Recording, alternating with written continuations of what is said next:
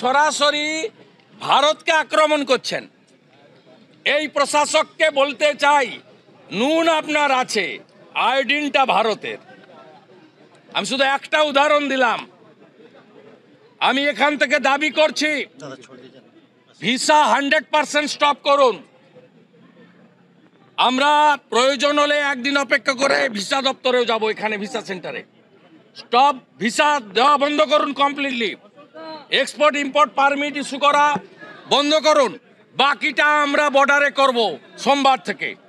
বলে দিলাম, চিন্ময় কৃষ্ণ প্রভুকে নিঃশর্ত মুক্তি, হিন্দুদের উপর আক্রমণ, মন্দির ভাঙা বন্ধ করুন।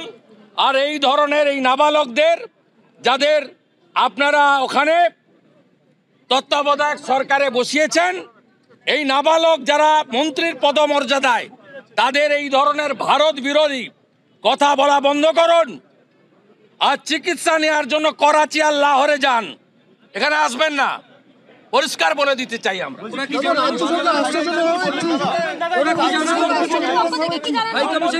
উনি উনাদের দিল্লির দূতাবাসে রাষ্ট্রদূতকে জানাবেন প্রোটোকল মেনে।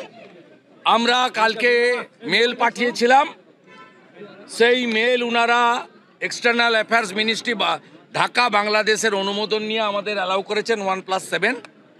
ঠিক একইভাবে আমাদের যে অ্যাগ্রিভনেস উনারা রেকর্ড করেছেন, আমাদের বক্তব্য রেকর্ড করেছেন, আমাদের সাজেশন নিয়েছেন, এবং ওনারা একই প্রোটোকলের ভিত্তিতে ওনারা ওনাদের দেশের সরকারকে ওনারা জানাবেন।